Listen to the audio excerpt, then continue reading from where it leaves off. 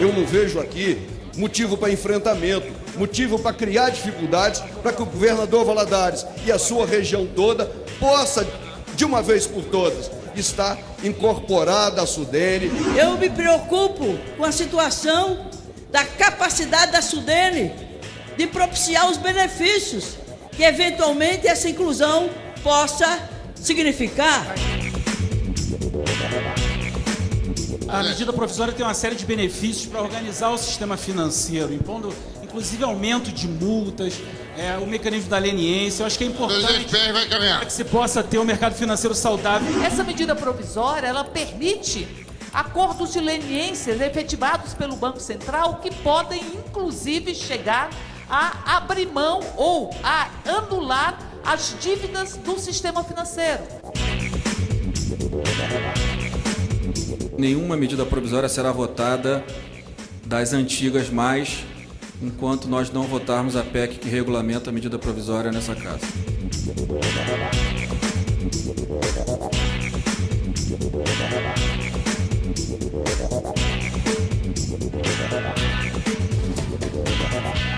A semana no plenário da Câmara dos Deputados começou com 1 minuto de silêncio. A homenagem foi em memória dos mortos na tragédia que vitimou crianças e uma professora, em Janaúba. Quem conduzia os trabalhos era o vice-presidente da Câmara, o mineiro Fábio Ramalho. Logo em seguida, os deputados começaram a discussão do projeto de lei complementar, que inclui 43 municípios da região leste de Minas, na Sudene, a Superintendência de Desenvolvimento do Nordeste. A Sudene foi criada no governo de Juscelino Kubitschek para diminuir as desigualdades regionais por meio de incentivos fiscais. O PSOL e alguns deputados da região Nordeste questionaram a proposta. Vamos fazer aqui mais uma medida que vai de encontro aos interesses dos nordestinos. A inclusão de mais 46 municípios na área de atuação da Sudene. E fazer também uma advertência aos mineiros. Uma Sudene quebrada, uma Sudene cabide de emprego, uma Sudene espaço de manobras políticas, não tem recursos para os municípios mineiros. Quero aqui, senhor presidente, chamar a atenção dos deputados do Nordeste. Não é possível. Essa não se muda a situação de municípios por lei. Vão exigir de Michel Temer os recursos para os municípios mineiros. Se realmente hoje a área da Sudene engloba vários municípios, não é possível dizer que é um clube fechado e que nós não podemos incluir outros municípios que têm a mesma necessidade e as mesmas carências dos municípios que já estão na área da Sudene. Seria um contrassenso, na verdade, essa casa deixar de fora municípios que, por exemplo, em Minas Gerais, têm índice pluviométrico inferiores aos já incluídos na Sudene. Seria uma injustiça muito grande, e será uma injustiça muito grande, deixar de fora municípios que sofrem uma concorrência muito grande com outros municípios da Sudene, vizinhos e com exatamente a mesma região, o mesmo clima, que conseguem atrair benefícios, conseguem atrair a ajuda da Sudene, e esses municípios estão à míngua. Em 1970, João Agripino, governador da Paraíba, já dizia que o dinheiro da Sudene era como a linha do horizonte. Você via, mas nunca alcançava. Quanto mais avançava, mais se distanciava. E não mudou nada, senhor presidente. Eu voto a favor, mas com a convicção de que vamos fazer uma legião de frustrados. Porque se nós examinarmos, a Sudene não repassou dinheiro para ninguém. É hoje um órgão sem dono e sem rumo. Não vamos criar esse clube de falsa felicidade numa região em que o povo já sofre com a seca e com as intempéries. É um clube de falsa felicidade o que nós estamos fazendo aqui. Uma situação que nós estamos vivendo sem uma discussão mais ampla sobre a abrangência que a Sudene tem.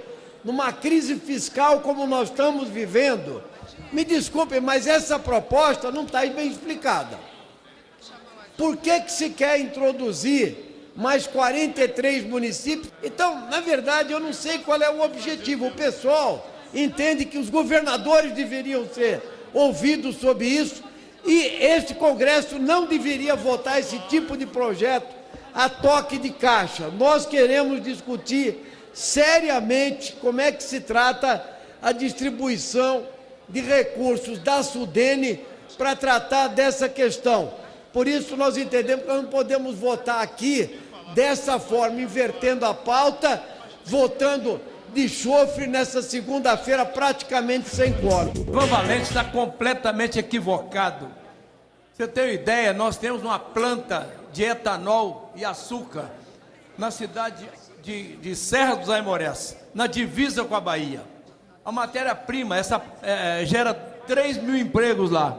E agora está fechando a fábrica, porque o plantador de cana, ele tem incentivo do lado de lá da divisa, ele está saindo com a matéria-prima de Minas Gerais, vender lá na Bahia, porque tem incentivo da Sudene. E nós estamos perdendo 3 mil empregos só na cidade de Aimorés, de Serra dos Aimorés. Essa é uma injustiça. Essa região do leste de Minas e o Vale do Rio Doce não está dentro da Sudene. Não haverá impacto para os municípios já atendidos e contemplados na região da Sudene.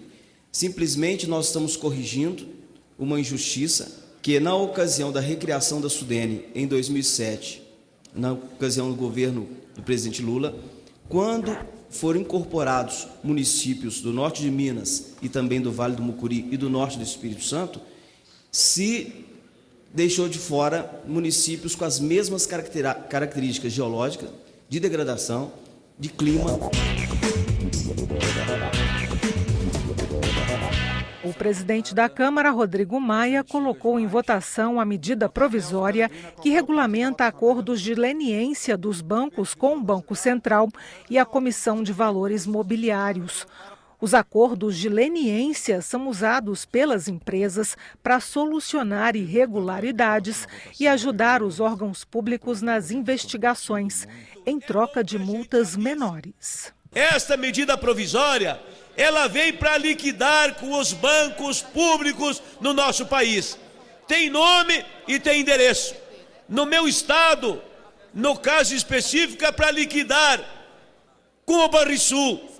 Aqui em Brasília, com o BRB, com o Banco do Espírito Santo, do Sergipe, do Pará, os poucos bancos públicos estaduais que ainda existem no país.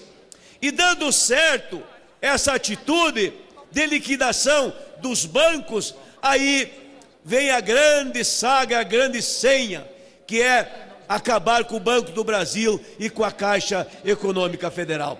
Aliás, tem gente dentro do governo que já disse que o Banco do Brasil tinha que parar de crescer, que a Caixa tinha que parar de ter a sua atividade voltado para o crédito habitacional.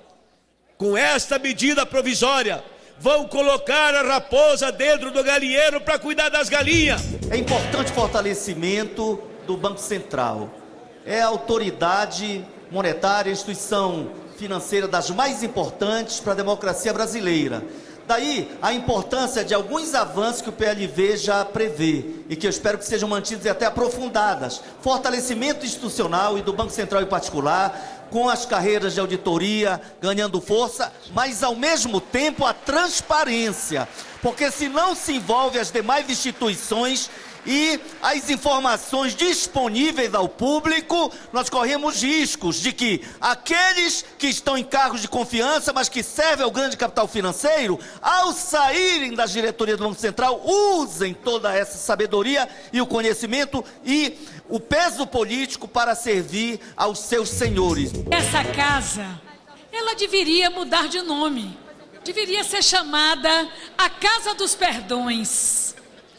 A semana passada, perdoamos os grandes empresários, garantimos o refis absolutamente benevolente, com os devedores do Fisco Nacional. Depois, agora se propusemos antes, com nosso voto contra, o perdão dos latifundiários, o perdão do setor ruralista. Agora, a Casa dos Perdões vem com uma leniência absolutamente larga para com os complicados com o sistema financeiro.